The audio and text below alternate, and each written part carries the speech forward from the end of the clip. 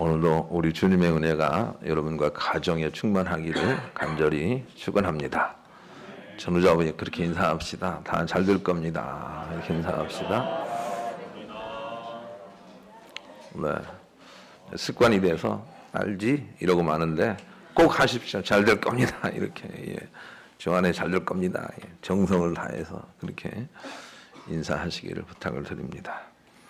감사로 시작하면 좋은 날이 옵니다. 이런 말씀을 증거하겠습니다. 저는 너무 열정적인 부모를 보면서 미래의 불안을 봅니다. 이것도 가르치고 저것도 가르치고 피아노도 잘 치게 하고 영어도 잘하게 하고 막 이렇게 열심인 부모를 보면 힘들겠다 이렇게 생각이 듭니다.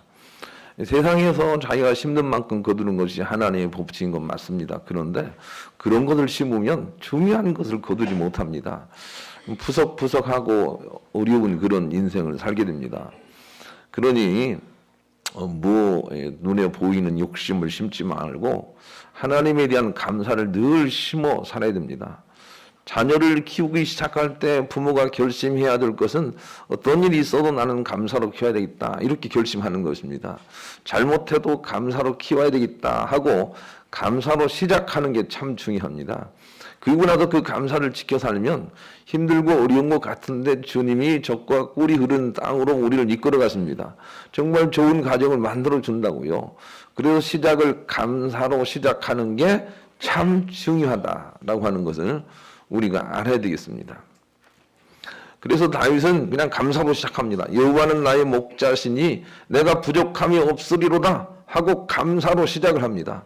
그리고 사망의 음침한 골짜기로 다닐지라도 내가 두려워하지 않겠습니다 하고 그 감사를 지킬 것을 거듭 이렇게 다짐하면서 나아갑니다. 그런 인생은 분명히 하나님께서 지도하시고 인도하십니다. 그들이 구하지 않고 추구하지 않는 물질의 문제도 하나님께서 책임지시겠다고 말씀을 하셨습니다. 그러니 감사로 시작하는 게 중요하다. 욕심으로 시작하면 안 됩니다. 원망 불평으로 시작을 하면 안 됩니다. 광야의 백성들을 한번 보십시오. 광야에서 하나님의 큰 축복을 받으리라고 기대하고 하나님 왜 이렇게 우리에게 어려움을 주십니까? 라고 하면서 원망 불평으로 시작을 했습니다.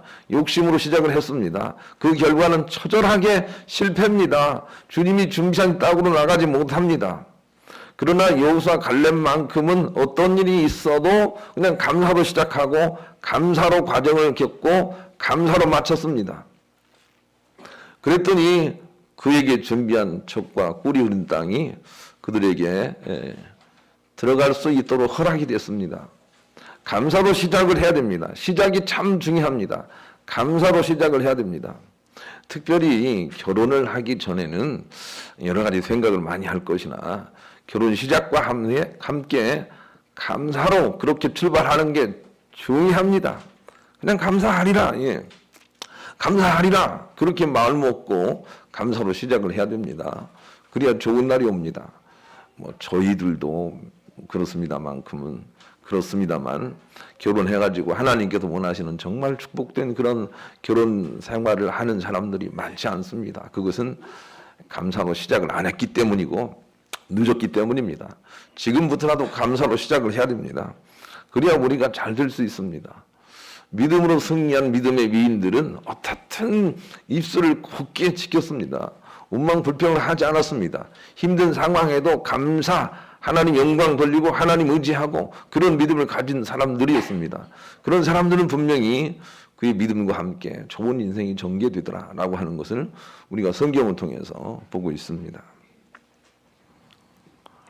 우리가 감사해야 되는 이유는 감사를 오래 하게 되면 하나님께서 우리에게 인을 지시고 반대로 우리가 감사하지 않고 원망 불평하지 말아야 되는 이유는 원망 불평을 오래 하면 하나님께서 사단이 거기에 인을 쳐버립니다.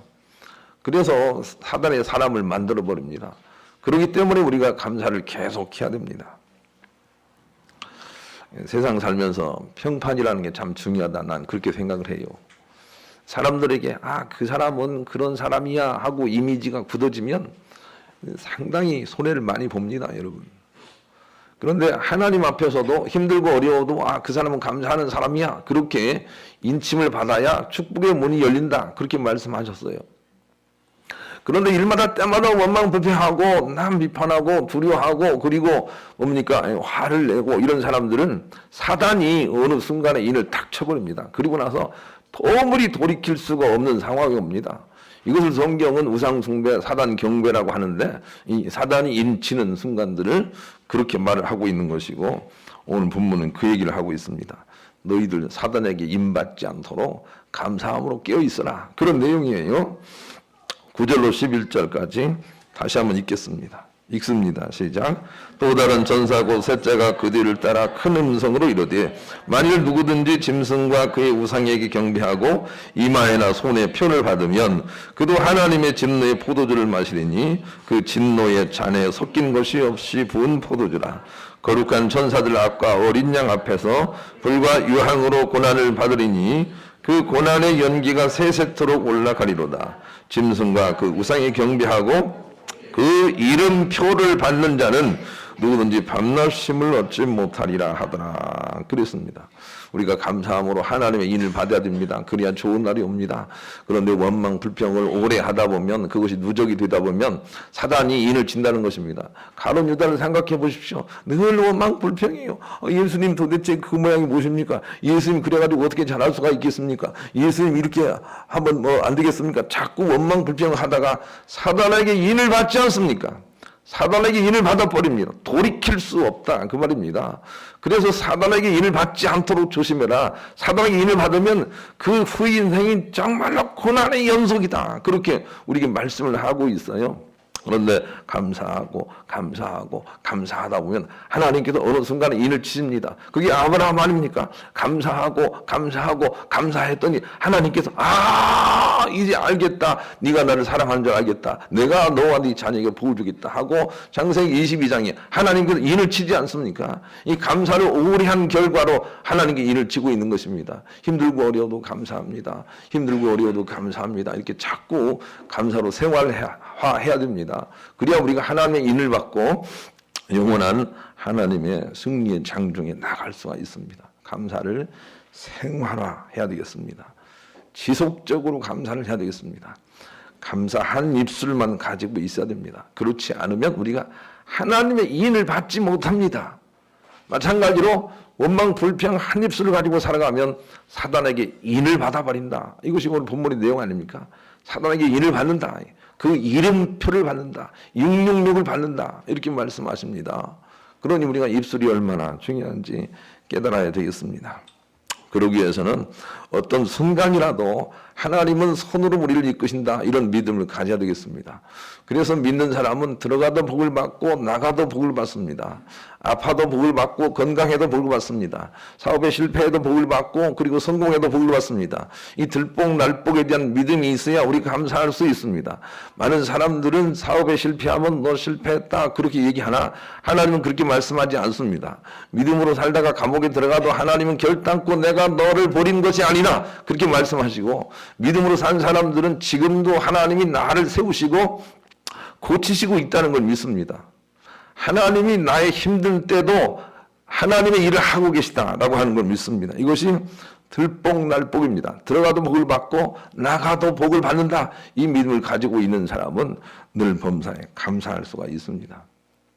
그래서 바울은 그렇게 말하지 않습니까? 내가 풍부에 처할 줄도 알고 곰핍에 처할 줄도 아나 그 모든 과정 속에서 일체의 비결을 배웠노라.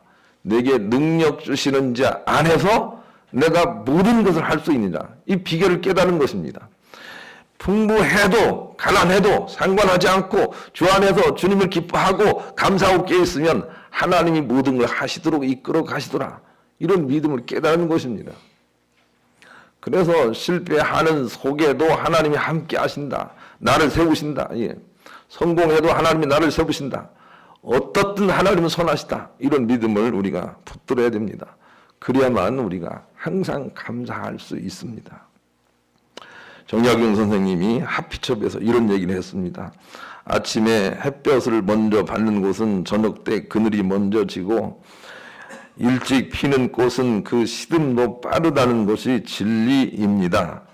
운명은 돌고 돌아 한 시간도 멈추는 것이 아니니 이 세상에 뜻이 있는 사람은 한때의 재난 때문에 청운의 뜻까지 꺾어서는 안 됩니다. 그렇게 얘기를 했습니다. 이 정약용도 하나님을 잘 섬기는 사람이 않습니까? 힘들고 어려운 과정을 겪습니다. 그러나 주님을 생각함으로 그 뜻이 꺾이지 않았습니다. 이런 사람들이 하나님 나라에 적합한 사람이라는 것을 이 본문이 우리에게 가르쳐주고 있습니다. 그렇지 않고 너무 원망 불평이 많아서 야, 저 사람은 불평이 많은 사람이야, 이런 이미지가 생기면 사람들에게 인칭을 받는 것이고 하나님께, 사단에게 또 인칭을 받게 됩니다. 아, 너는 불평을 많이 하는 자구나. 사단이 인을 쳐버립니다. 그러면 안 됩니다. 좋은 이미지, 평판 관리를 해 나가되 사람들 앞에서도 마찬가지고 하나님 앞에서 하나님께 좋은 이미지를 가지고 사는 사람이 되어야 됩니다. 하나님께 좋은 이미지. 예. 욥은 하나님이 욥 시험해 봐라, 그래도 그가 넘어가지 않을 것이다 하는 좋은 이미지를 가지고 있습니다. 그래서 좋은 날을 맞이하지 않습니까? 하나님 앞에 좋은 이미지를 갖기 위해서는 항상 감사를 해야 된다라고 하는 것을 우리가 알아야 되겠습니다.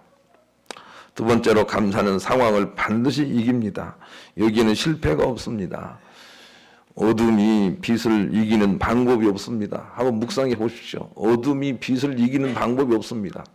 빛은 어둠에 지는 방법이 없습니다. 그냥 항상 이깁니다. 감사는 실패를 항상 이깁니다. 감사가 실패에 질 수가 없습니다. 항상 이기는 수라, 그 말입니다. 그래서 이긴다는 그런 믿음의 확신을 가지고 감사를 우리가 지속적으로 해야 합니다.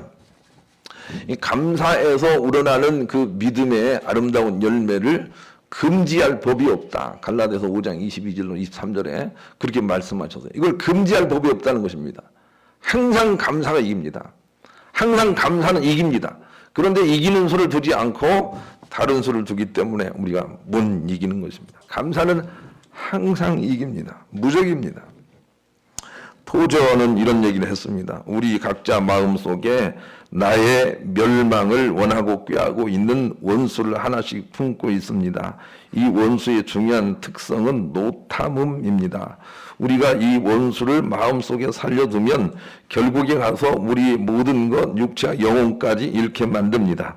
반면에 이 원수를, 그리스도를 위하여 물리치는 것은 결국에 가서 잃은 것이 없고 도리어 모든 것, 땅 위에 유한한 것, 자기 생명은 물론 하늘의 영원한 생명까지 얻게 됩니다.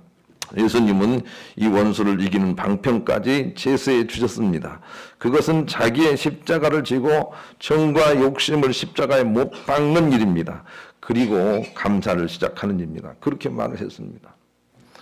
제레미 레프키르라는 그런 미래학자가 이런 얘기를 했습니다. 돈을 쫓는 인생은 그 속에 이미 실패가 있어서 멸망으로 가게 될 것이다. 그렇게 말을 했습니다. 한번 상상해 보십시오. 돈을 쫓는 인생 속에는 실패가 들어있습니다. 벗어날 수가 없습니다. 욕심을 쫓는 인생에는 실패가 들어있습니다. 벗어날 수가 없습니다. 하나님은 그것을 말합니다. 그런데 하나님을 경외하고 감사하는 그 속에는 성공이 들어있다는 것입니다. 그래서 감사로 시작해라. 감사로 살아라. 그렇게 주님 우리에게 부탁하셨습니다. 그런데 우리는 감사를 너무 소홀히 여기는 게 아닌가 하고 그렇게 생각이 됩니다. 자, 한번 23장 17절 18절 네 마음으로 죄인의 형통을 부러워하지 말고 항상 여호와를 경외하라. 정령이 네 장래가 있겠고 네 소망이 끊어지지 아니하리라 그랬습니다.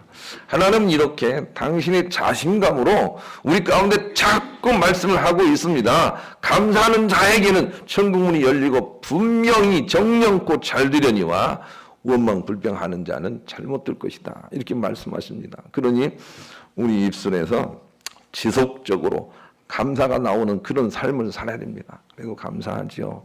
그래도 감사하죠. 그래도 감사하죠. 그래도 감사하죠. 이렇게 살게 될 때 길이 열린다고요. 하나님께로 나가는 길이 따로 있는 게 아니에요. 그냥 하나님과 함께 감사하며 가는 게 길이에요. 그래서 우리는 항상 길이 있는 거예요. 길이 막혔다고 하지 마세요. 길이 있는 거예요. 감사하는 거예요. 감사하는 게 길이라는 것을 우리가 잊지 말아야 됩니다. 대장암, 관절염, 척추 카리에스 가운데 믿음으로 승리한 일본의 작가 미우라 아야코는 이런 시를 썼습니다. 병들지 않고 어찌 기도할 수 있으리요. 병들지 않고 어찌 감사할 수 있으리요. 병들지 않고 어찌 하나님을 기뻐할 수 있으리요. 병들지 않고 어찌 다른 이의 아픔을 헤아릴 수 있으며 병들지 않고 어찌 다른 사람을 긍휼히 여길 수 있사오리까. 오 주여, 나는 병듦으로 인하여 이제야 비로소 인간이 되었나이다. 이렇게 시를 써 노래하고 있습니다. 이 간절함이 여러분 마음속에 와 있습니까?